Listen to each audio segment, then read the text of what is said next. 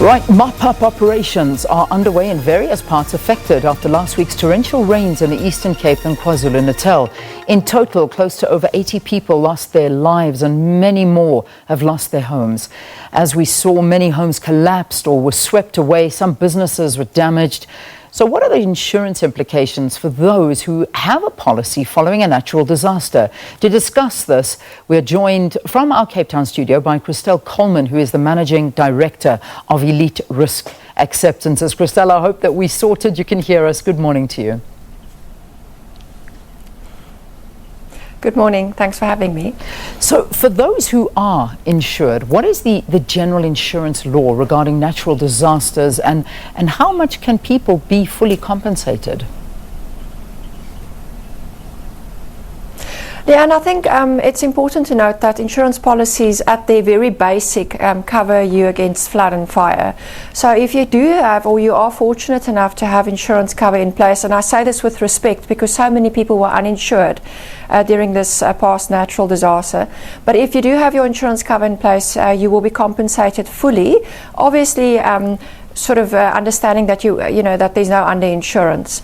But the claims that we've seen pouring in are specifically motor claims, but the far majority damage to property, and the damages are extensive, quite severe, and it's spread over quite a big portion or area of KwaZulu-Natal, so quite different from previous storms that we've seen. Yeah, it really is. I mean, we're taking a look at the visuals again, and every time you look at them, you realize how severe this is and the kind of structures that we're looking at and the areas that they're in. It's difficult to, I mean, firstly, education drives are out there to try and let people realize that they shouldn't be building houses here. But then again, it is also very, very difficult when you find a place to build a home, you do it. And you don't think of the repercussions thereafter. But the reality is, I don't think many of these people are actually insured, and that poses a problem.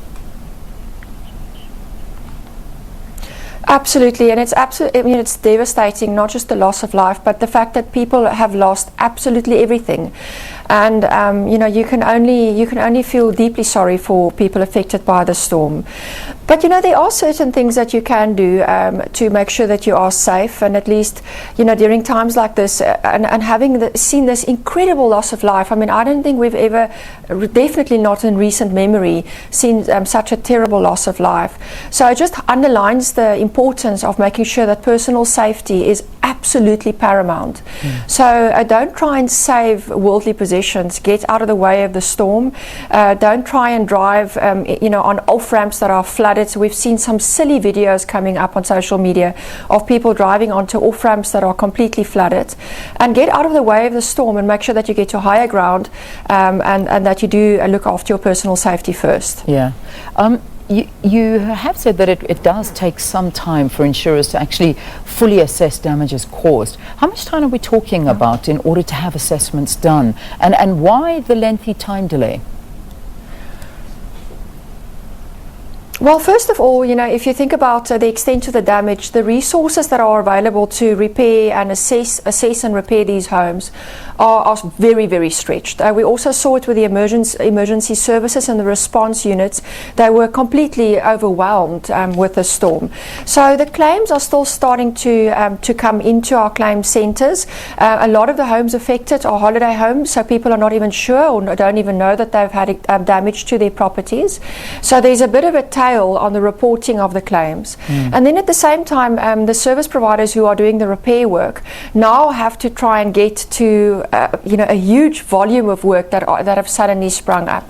So the damages are very, very extensive. In some cases, we've seen footage of homes being washed into rivers and out almost to the ocean, which is also quite unusual for us. And then it is damage to vehicles, just water damage to the interior of homes, home contents, and then roof damage, wind damage, and water damage. And it's going to take quite a bit of time to have everything repaired, and also to understand what the true extent is of the damage suffered by the insurance companies, but by the individuals obviously and those who are insured. But Leanne, what's so amazing about when something like this happens, we all hate insurance. Insurance is a grudge purchase.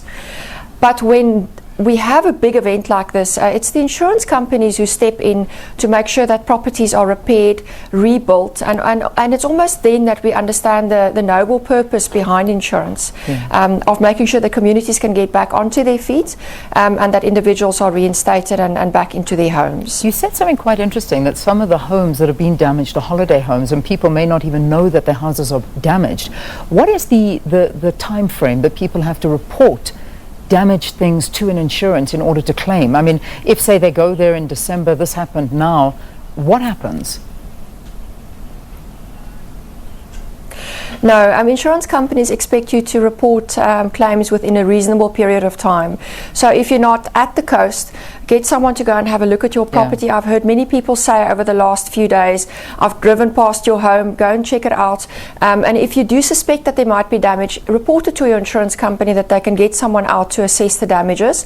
Because especially with water damage, the quicker we can get in there as insurers to contain and minimize the damage, the better. Because water, if it's just left, it gets into the furniture, it gets into the floors, and the damage actually gets worse. So it's important to react quickly, report if you think there's a claim, and get it sorted as quickly as possible. Just very quickly before I let you go, what do you believe is the estimated cost for insurers following these floods we've seen?